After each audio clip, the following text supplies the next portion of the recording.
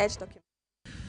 All right, welcome to the agenda on Dominion TV this morning. Well, my name is Chike Obogu. This is where we delve into the polity that concerns the Nigerian state. On the agenda today, in the past few weeks, United States President Donald Trump has announced a series of tariff policies with shifting statements that have led to growing concerns about global economic instability. With Trump's tariff affecting nearly every country in the world, many terms have come or have been thrown around to describe the potential results. From trade wars to stock market drops, we'll be looking at, in simple terms, with illustrations, these key terms, what they mean, including those that may become more important in the coming months. When we look at tariffs, it's simply taxes imposed at the border by one country on the goods of a foreign country. They are usually aimed to protect local businesses from foreign competition. Have you heard of reciprocal tariffs? They have come to define Trump's trade policies of imposing the same tariffs on other countries that those countries impose on U.S. goods. It's like saying, if you charge us, we'll charge you the same. That's retaliatory tariff. However, this is imposed by a country on imported goods from a foreign country to strike back at the country's imposition of similar taxes. It is like saying, if you make it hard for us, we'll do the same to you. What then is a trade war? This occurs when, for example, two countries dispute trade practices and one country places extra tariffs on goods from another that is believed is engaging in unfair trade practices. The other country retaliates with tariffs, and this tit-for-tat continues and escalates into a trade war. It's like an economic tug-of-war where both sides keep pulling harder instead of finding a way to agree. A good example is the US-China trade war, which has been in effect since 2010 or 2018, when the US first placed tariffs on Chinese goods. More recently, this tit-for-tat between Washington and Beijing has seen tariffs on China rise to 145%. You also have the trade deficit and the trade surplus. Well, for trade deficit, this comes up when countries buy or import more goods than it sells, than the exports, meaning that the demand for a foreign good is greater than the supply of its own product. Well, you might say, this might just be what is happening in Nigeria. But a better example is that the US has a trade deficit with China because it buys more goods from China, like electronics and clothing, than what it sells to China. However, the trade surplus is the opposite, which means when a country sells more goods than it buys. Another example is that the US has a trade surplus with the Netherlands because it sells more goods like machinery and agricultural products to the Netherlands than it buys from Netherlands. So, Donald Trump insisted that his trade war with much of the world was doing really well, despite mounting fears of recession, and as Beijing hits back and again hiked tariffs on US exports to China. However, the escalating trade war between the US and China has sent shocks throughout global markets, thereby changing economic relationships and supply networks. Recent developments resulting from US President Donald Trump's tariff policies have given nations like India both opportunities and challenges. Meanwhile, China pledges to follow through to the end. if the U.S. insists on the trade war, but calls for dialogue based on respect. Many see this trade war as a storm with no end in sight. If that's the case, what measures should companies take to navigate this turbulence? Making some sense out of this, in the studio this morning, I have my guest, John Izuchukwu. John Izuchukwu is a social commentator and a development researcher. John, good morning. It's good to have you on the agenda this morning. Good morning, Chike. Thank you for having me. Well, looking so radiant this Monday morning. Thank you very much. Yes, trade war, tariff hike, surplus, deficits. Can you make sense out of all these for their viewers? Yes. We have to appreciate the fact that we have come to a time in history where globalization seems to be collapsing. And the champions of liberal economy and the rest are beginning to see that it seems as if the idea of free trade may not be working again in our time. And it's the reality. But again, you ask yourself, can America take on the whole world? Those are the issues. But my concern mainly is how it pans out for emerging economy like our economy and several other economies around the world. Very importantly is the fact that I think America or Mr. Trump may be undermining the capacity of Beijing, because China, as we know today, is the second largest economy in the world. So it is not wise to want to undermine them. So trade war, one strong country trying to, bully other countries because of the capacity of what it can do economically. The whole world today trade, virtually in dollars. So America indeed is a strong country, the giant of the world, but taking on the whole world may not make sense on the long run. And don't forget that, history has it that the Second World War was actually began with trade wars, and then eventually snowballed into armed conflict, and then we got into where the world was at the time. Okay, so was this predicted at some point, especially when Donald Trump won the U.S. general elections, the presidential elections, where people will say, okay, now Trump is there, would there be an economic war with China? Yes, yes. There's this Cold War that's been around, I think around 2017 or so, because the World Trade Organization has 3 arms. So one of the principles is that it's established to resolve conflict among nations, trade conflict. And in resolving that conflict, there's what is called the appellate court, or cadre of that institution. And America felt that the rules of engagement and the framework around the WTO is no longer sustainable, considering the current economic realities, where it seems as if America is losing its economy, and places like China and other countries are becoming more viable because the cost of production in a place like China or India is cheaper, and so they make America eventually the dumping site of most of those goods. So looking at all of this, America opposed the appointment, the appointment of the then chief of that arm of the WTO. So it's been there.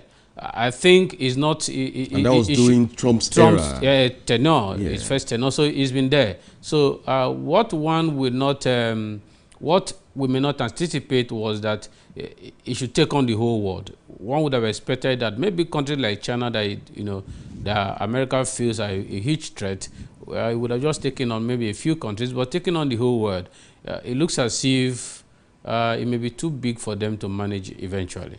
Well, some also have posited, the school of thought, that this same going back to 2017, 2018, 2019, this same economic war between US and China, maybe what brought about the COVID-19 era as a biological weapon? Yes, of that's course. A conspiracy of theory. course, that's a conspiracy theory. Yeah. You know, let's just stay with the facts available to us. You see, there have been several, outcry about the operations and the framework, around the WTO for a long time. In fact, countries like Singapore and a few other ones have also cried out for long that there's need for a rejigging of the principle because it allows for several loopholes and lack of transparency, as it were. So, but of course, America being a major funder and a founding member of the organization, always we go into such agreement, multilateral agreement, with American interests at heart. And that's what they push in international space. It's only in Africa where we go into international, businesses or agreements, and then we go there to watch the West dictate the terms and condition, and then we just take them hook, line, and sinker. Other nations of the world, even the Asians, go to such agreement, such meetings with their country at heart, and then they are willing to, are ready to, put the country's interest at heart, forward for, the world to see. But we're not surprised.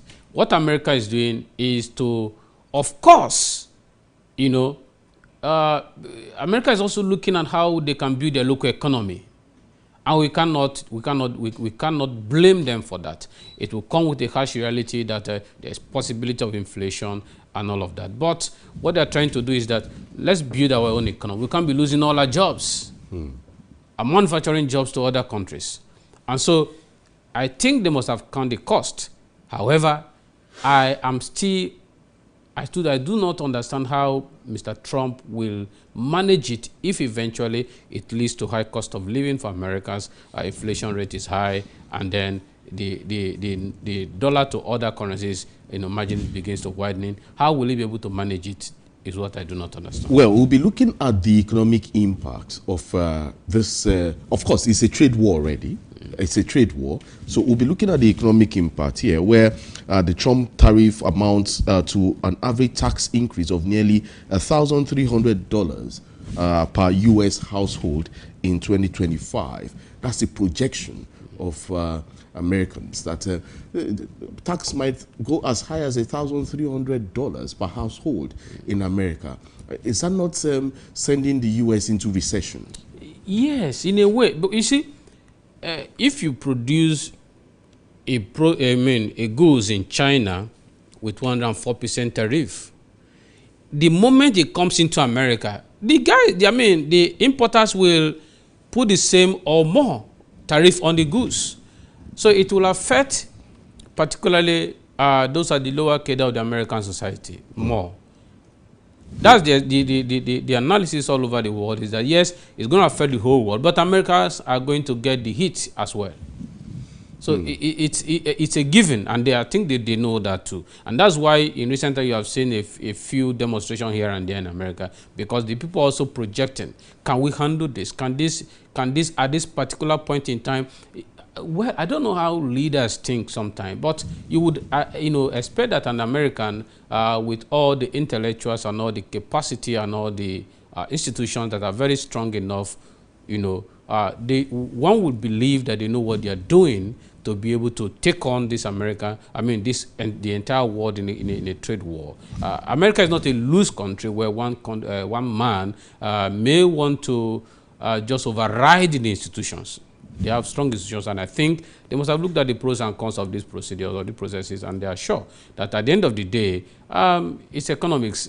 It may not pan out as expected, but it may not be too worse for the Americans. Well, you say it may not be too worse for the Americans. However, let's state the facts here. The price war, or the tariff increase, is really not only to China. Mexico and Canada is also involved. Even Nigeria, we have 14%. Well, for Nigeria, we'll delve into the Nigerian issue very soon, how it has come to the Nigerian state. However, We still have Mexico, we have Canada, and there's China. But some will say, why the price war with Canada? Is it because of America wanting to take Greenland, and Canada is revolting against that?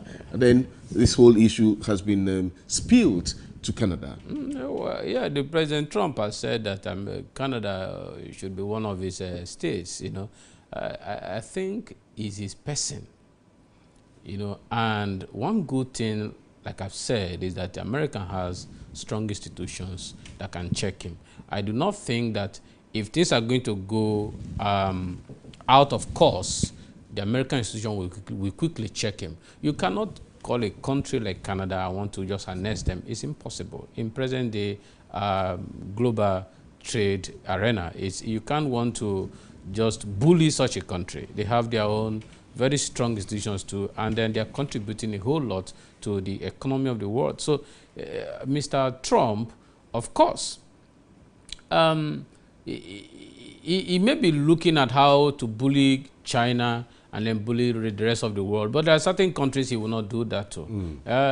But on the long run, it will not pan out for the whole world. So we are still saying that there must be a place for negotiation, a place to talk it over, a place of compromise. Because what you do to China will have impact on other countries. What you do to places like Canada, Mexico may snowball down to emerging economies like Africa and some part of the Asians. Well, it's like the United States is losing it economically, as it were, because what it means is many of these goods you see made in the USA, the products used in them making these goods are from China.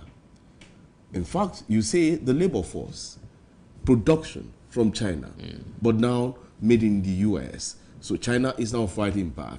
Well, we'll delve into some of these issues again after this break. Stick around, don't go away.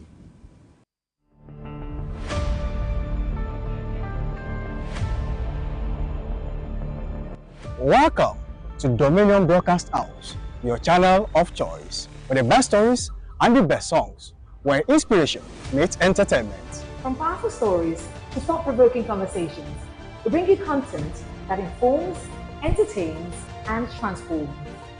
Catch top-notch entertainment, including movies, talk shows, and insightful programs curated just for you. Looking for cutting-edge documentaries, exclusive interviews, and lifestyle shows that matter? We have got it all. Stay ahead with the latest trends, inspiring success stories, and must-watch TV moments only on Dominion Television. Join a community that celebrates excellence, innovation, and African storytelling at its finest. Don't miss out. Subscribe to our YouTube channel, follow us on all our social media platforms, and watch Dominion Television today.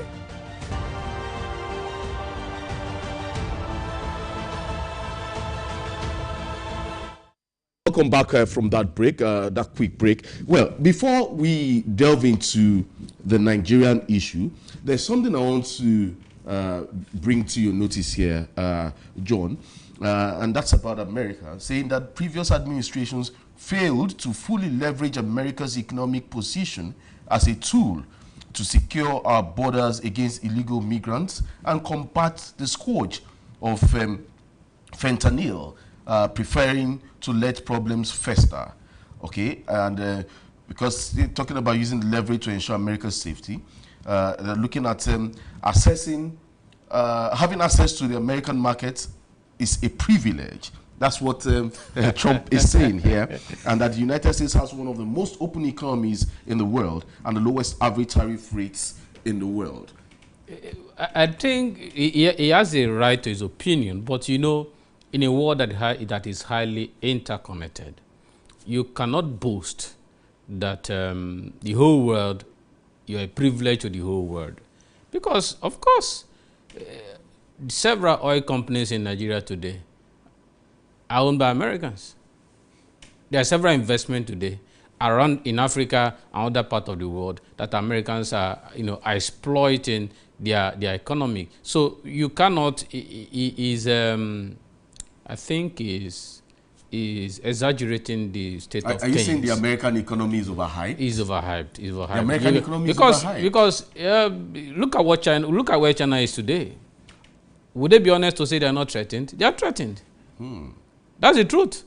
And if they take away their shenanigans in the economy of the other parts of the world, you have the kind of China in other parts of the world, particularly in the global south here, given some time. So why are they afraid? And they are doing all, you see, international relations, we have come to realize that the West, the weapon of manipulation, is a strong weapon they use against the rest of the world. Whatever this guy, Mr. Trump is doing is deliberate, and what he wants to do is to bully the whole world. But of course, look at it again. History has always said, as far as this issue of tariff is concerned, there have been precedents.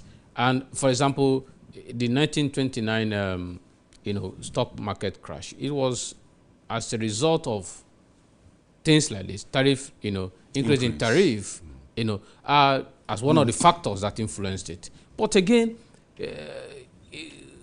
I believe too, Americans should be able to, understand that in 21st century, there are things you cannot just do and get away with, particularly because we're highly interconnected. We're highly interconnected. What happens in one country can snowball or flow over to other countries. So it's why countries are careful. Why do you think America want to be involved in conflict in Nigeria? Because any conflict happening in Nigeria can flow into other countries, and it will shake the balance of the international community. So I think the American economy may be overhyped by Mr. Trump in this instance. All right, so coming to Africa, Nigeria's import ban on 25 categories of goods is limiting market access for American exporters. The United States Trade Representative has expressed its concern over this. This is coming a week after President Donald Trump announced sweeping tariffs on goods entering the U.S., with Nigeria getting 14%. Oh, so we even export to the U.S.? Yes, we do. The United States has criticized Nigeria's continued ban on a wide range of imported goods, describing the move as a major trade barrier that stifles American exports and deepens economic tensions between both countries. In a recent announcement, the Office of the U.S. Trade Representative listed Nigeria's import restrictions among the top 10 unfair trade practices faced by American exporters globally. The ban, which affects 25 product categories, includes key U.S. export interests such as frozen poultry, pork and beef, bird eggs, refined vegetable oil, cane or beet sugar, and chemically pure sucrose in solid form. Cocoa butter is also there, powder and cakes, spaghetti and noodles, and fruit juice in retail parks. Other banned items include water, other non-alcoholic beverages, beer and stout, bagged cement, medicament, waste pharmaceuticals, soaps, and detergents, even mosquito repellents. Yes, the coils, yes. Sanitary wares of plastics, rethreaded and used pneumatics, corrugated paper and paper boards, and even recharge cards and vouchers. These are some of the things that the U.S. is placing an embargo on for the Nigerian market. 14% for Nigeria. Should Nigeria be treated this way? What's Nigeria's business with the whole trade war? No. It's not. I don't. It's even magnanimous. Okay. Because countries like Vietnam has 46%. Okay. I think the baseline is 10%. 10% tariff on all the countries. You see, actually, in 2016, the then president had already banned certain goods from coming into Nigeria. And the idea was to stimulate and strengthen local economy. Okay. But unfortunately, you know the way Nigeria works. Because of the porosity of our borders, goods like from the agri to pharmaceutical to, foodstuff to things like pork and all of that, and all of these commodities you have highlighted. Because of the porosity of the borders, they still find their way into Nigeria. And the idea at the time is to see that local manufacturers are strengthened, so we could produce for ourselves to be self-sufficient, and then we'll not talk of exporting them to other countries. What should be the concern of Nigeria is that in this challenge, in this economic war, this economic imbroglio, how do we harness the opportunity there? And that brings me to the fact that Africa should begin to take advantage of this. If we have an environment that is conducive for business, knowing that, for instance, Nigeria, we have the population, we have the market, we have the youth and the energy to carry out, we have the education. But what we do not have is, one, we do not have infrastructure. For instance, manufacturers want to come here if we have stable electricity. We have good road networks. If you can guarantee security, if you can guarantee the rule of law. And again, you see, because these are very, very germane pillars that should be on ground for us to take advantage of this. This is a whole lot. Now, some countries may not want to go to, may not want to directly do business with America or even with China. They may want to say, okay, let's come to Nigeria, build our factories, produce here. Since it's 14%, it's cheaper. So we do it here, and then we take it to other parts of the world. But unfortunately, we are not prepared to take advantage of this. And I'm not seeing that anytime soon, because if you look at the body language or even the Minister of Trade, we're just, trying to encourage ourselves. But that's not what we need at this point in time. How do we take this advantage? How do we go headlong? Look at this problem in the eye and then take advantage of it. Begin to put this into these structures in place to give Nigeria a comparative advantage, over other African countries. Well, for me, I would want to say that with this, you've said it, we should take advantage of what's happening in the country, or in America, the trade war and all that. However, is this not giving China a leeway to infiltrate the African market? They've already infiltrated the market. Even more. They've already infiltrated the market. Even more. Yes, so. Even more. Then, if that is the case, having infiltrated into the African market, now, for the country itself, Nigeria, you have all this banned, all this 14% on all these goods. Invariably, we are grappling as a country with inflation.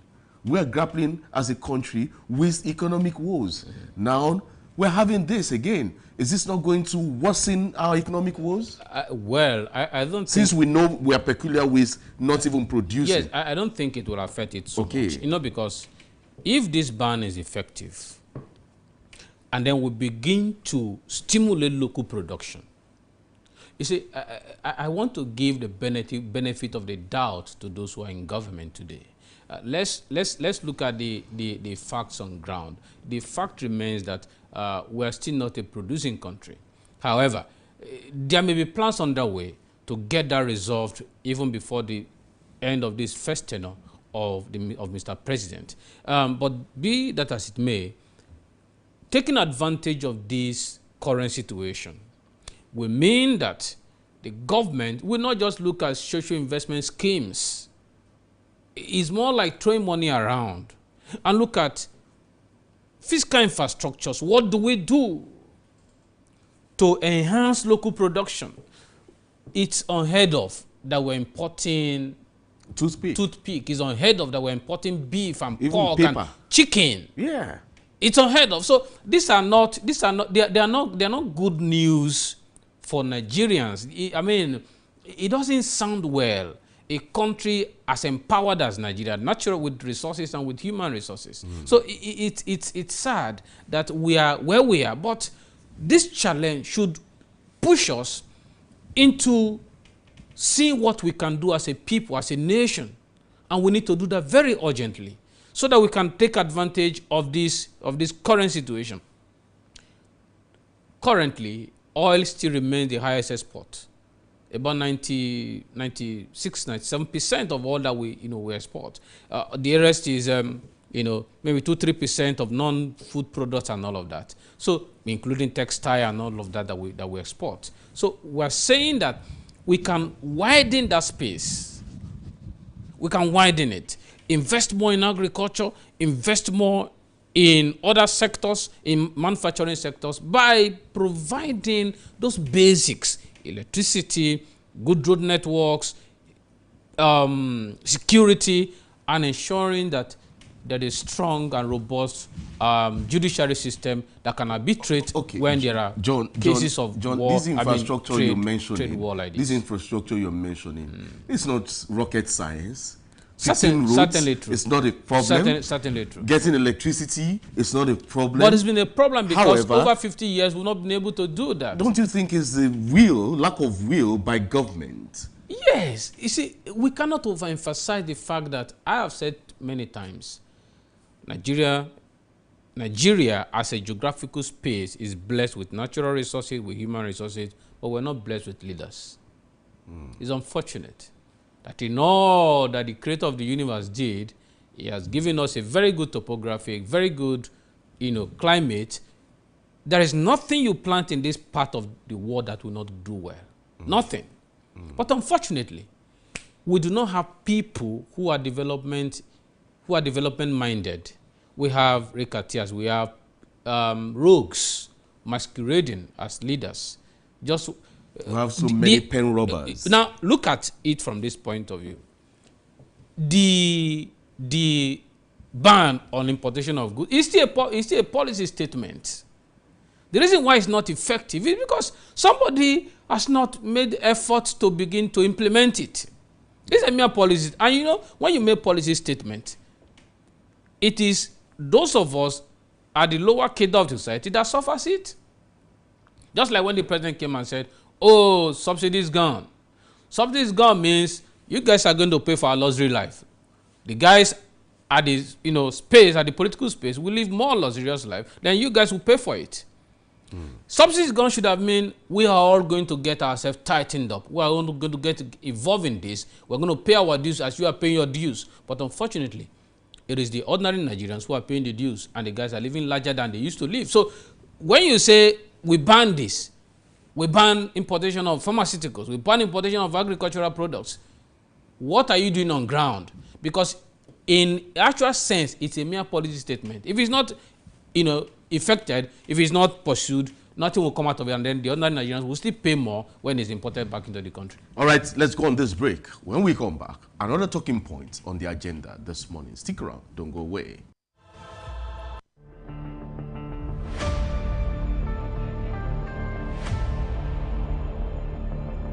Welcome to Dominion Broadcast House, your channel of choice, with the best stories and the best songs, where inspiration meets entertainment.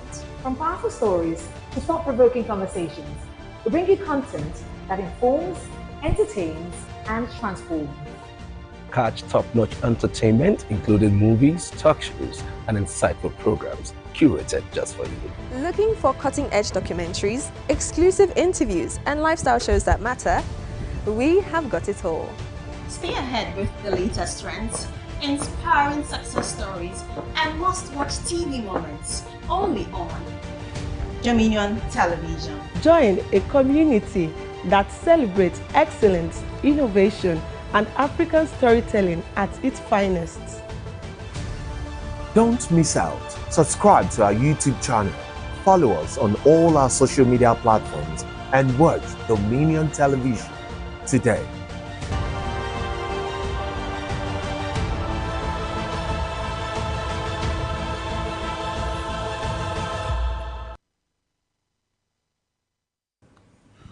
All right, welcome back from that break. Still the agenda on Dominion Brokers Group.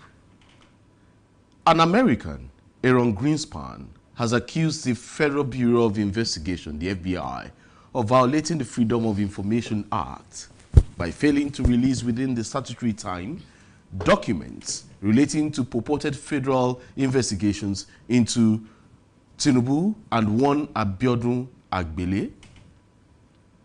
Greenspan is seeking a reconsideration of an earlier ruling. Tinubu was claimed to have forfeited $460,000 to the American government in 1993 after authorities linked the funds to proceeds of narcotics trafficking. Meanwhile, the presidency on yesterday, reacted to the United States District Court of Columbia ordering the Federal Bureau of Intelligence to reveal President Bola Tinubu's information.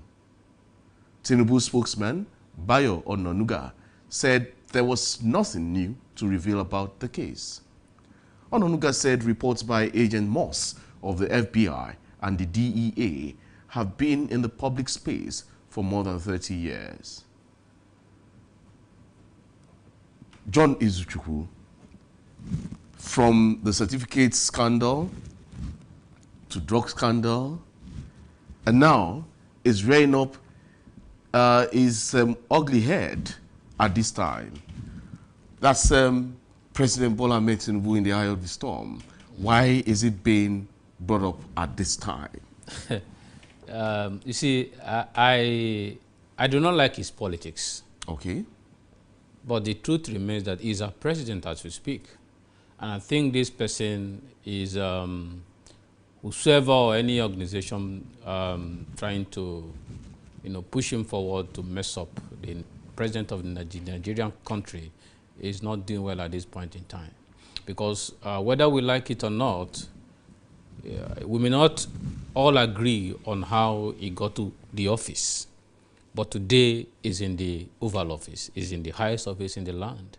And even though his person may not be the kind of person you would have wanted on your personal opinion, but is the president of Nigeria, and we must acknowledge it and then protect that office. Because I have believed that Nigeria will get it right one day. So whatever happens before getting to the office is null and void. If the American that is coming up today were not able to provide any serious proof that would have been used to nail him at the time before he got to office, he's not in office. What do you want to do is to smear him, and I think it's not necessary. It's not important at this point in time because people have a lot of issues against him. Issues of character, issues of being involved in this narcotic and all of that. But if all of that could not stop him to becoming Nigeria's #1 citizen, I don't think it's important at this point in time. What we need is being there, whether by any means whatsoever. Can he deliver? Can he bring something to the table? Because the average Nigerian, if you go to the street and do a vox pop now, what the average Nigerian is saying is, I just want to have a good life, at least at the barest minimum. Irrespective of whoever brings the good life. No. You see, ours is a politics that has no ideology. Even as a nation, we have no value system. Yet your country has no value system. Nothing. We have no boundaries of what should be the minimum character of anybody who should be get into any office. The offices are available for whoever has the money. And even if you're a thief, you are an ex-convict, you get into office because you have the money. Is this not a bad precedence for the future of the country? Well, he's not the first person that will have character issues that got into power. He's been there all along. From Obasanjo days to Yar'Adua. Yar'Adua publicly said he knew he didn't win the election. The election was rigged for him. And he could not also resign to prove or to tell Nigerians, I'm a man of honor and I would not take from the proceeds of what, from a dishonored process. But that's not the case. He still continued hoping that he will, come through the back door and then reform things as it were. So it's the same thing all along. So there's really nothing you can do about it because the polity as is constituted today gives room for such. In fact, if you're not from that particular clique or group, you will not be able to play well in that space. Let me put you on the spot now, John. If we say we should move on as a people and let Mr. President focus on deliverables for the people, or the entire people of Nigeria, let me ask you, since Mr. President came into power, he has not been to the United States. The Vice President has been the one representing him. Is this part of the issues on ground, why he has not gone to the United States? Now, is it, with due respect, I will not and I do not hold brief for the government. But I'm saying that Nigeria is bigger, is larger than the president. The president has 4 years or 8 years maximum to leave the office. And we cannot deride our own country because we made a mistake, or whatever it is the case, it may not be mistakes, and some people will argue he won the election free and fair and got into office. Now that he's there, no matter how he got there, we have a country to defend. We have a country to protect, because we cannot continue to deride our own country in the international space and keep marginalizing our own potentials of playing well in the market. We're just talking about trade war. Yeah. If we continue, this will portend a bad omen for our own economy. Do you understand? So at this critical time where negotiation and multilateral and bilateral discussion will be ongoing on how to see that our economy get better in the midst of all of this, this will not speak well of us. Now, he may not have been able to deliver well or go to America as you have asserted, but let's leave that to him and to his cabinet to defend, because there may be reasons for him. He likes going to France. Some people don't want to, it's a cartel. All these people. He received the American spokesperson in France. That's the point. So, and the Americans still. He never attended the UN General Assembly in America, in New York. Chike, I think Kashim Shettima has always been the one representing Mr. President. He has a prerogative to do that. No, is this part of the reasons why he's not going? I do not think so. Is this a conspiracy? I don't think. But it was in Chatham House. It was in Chatham House. Chatham House is in the UK. I don't understand. I know he's in the UK, but I'm saying that it was in Chatham House to also make his presentation, and the whole world heard him. Okay. Do you understand? And nobody, there was nothing really significant to nail him and say, oh, he could not be Nigeria's president. Those were spotlights where you could have expected that, oh, the Americans would have come out and say, oh, look, that this guy is really seriously not somebody that should be Nigeria's president. But all of them endorsed him somehow, even if subtly. Should we be worried as Nigerians? Should we be worried anyhow, in case if this turns out unfavorable? Chike, I can tell you that the case is dead on arrival. Nothing is going to come Considering out of this economic war happening all over the world? That's what the point. Should we be worried? There is nothing they want to bring out that is not in the public space already. Oh. What do you want to say? He was involved in... he forfeited $460,000. But nobody has debunked anything. He said, no. Before he came into power, it was said that the case was a civil case. It wasn't a criminal case. It was a civil case, so there's nothing you could do about it. Because it was a criminal case, they may be talking about repatriation and all of that, and let's look at. But it was a civil case.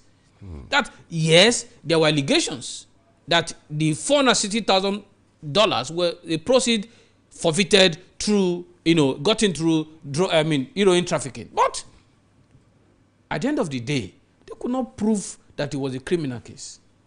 So I'm saying that it is high time Nigerians begin to look beyond the president and look at our country as a whole, so that we don't damage ourselves the more before the public, the international. So when you look at your country, if we say we should look at the country as a whole, the country is being governed by some people. Certainly. And they are supposed to be role models to other Nigerians, as it were. Yes, exactly. So if we should be concerned about our country, we talked about the economic policies of President Donald Trump and the 14% tariff on goods from America. Our leaders should also be looking at fixing the infrastructural deficit, fixing other things, or fixing the economy, so that Nigerians will do what? Will look back and say, yes, our leaders have done something. But you said the other time, over 50 years, we've not been able to produce good leaders. We should be worried too, especially when it comes to character too, in electing our leaders. No. You see, in the academic community, they tell you you are awarded a degree in learning and in character. Okay. In fact, in some universities, it is character first. Okay. Because you could make a first class, but you're a thief, you're a fraud, you're a cheat. Okay. And somebody could make a second class lower or a third class, but is a person worthy in character. So when we all come out to the society, our input will now make the difference. Someone is smart, but he doesn't play by the rules. Someone else is not as smart as this other guy, but wants things done decently and in order, so that everybody can have a fair share. That's the challenge. We do not have a politics that enthrones character. And even our society as it were today, celebrate thieves. We celebrate people who we cannot really trace where they got their money from. We sing their praises. The chiefs and the traditional rulers and our churches and our mosques give them titles. And so today it has become the norm. When we're growing up, there is this saying that it is the means that justifies the end. But today is the other way around. It is the end that justifies the means. It doesn't matter how you got it, just get there first. So the society has given us a pseudo kind of picture of who should be a role model. It is anybody who has what you want. Doesn't matter how you got it. You could just, is your model. Does he have it? He has it. That's all. So we should be worried, no doubt. But I'm saying emphatically that our country will outlive all the leaders. And so we should not, damage further the already battered reputation before the international community. So it's a matter of soldier go, soldier come, exactly. Barak So we, the citizens, we, the people, should now continue to re-engineer and then keep the conversation going so that we can have a more robust atmosphere where we can select or choose those who are going to lead us with the kind of characters that we now want to be in the office. All right. Let's keep this conversation going. Do follow us on all our social media platforms. On Facebook, YouTube, Instagram, and TikTok. It's at Dominion Broadcast. YouTube, Instagram, Facebook, and TikTok at Dominion Broadcast. And on the app X is at Dominion Cast. Johnny Izuchukwu, thank you for featuring on the agenda this morning. Chike, thank you for having me. My name is Chike Ubogu. Do have a great day and stay safe out there.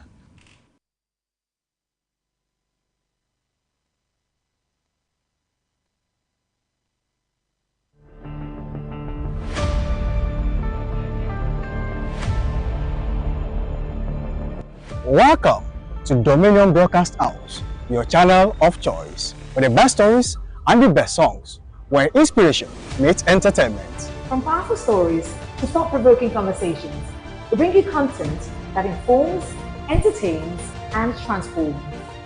Catch top-notch entertainment, including movies, talk shows, and insightful programs curated just for you. Looking for cutting-edge documentaries, exclusive interviews, and lifestyle shows that matter? We have got it all. Stay ahead with the latest trends, inspiring success stories, and must-watch TV moments only on Dominion Television. Join a community that celebrates excellence, innovation, and African storytelling at its finest. Don't miss out. Subscribe to our YouTube channel, follow us on all our social media platforms, and watch Dominion Television today.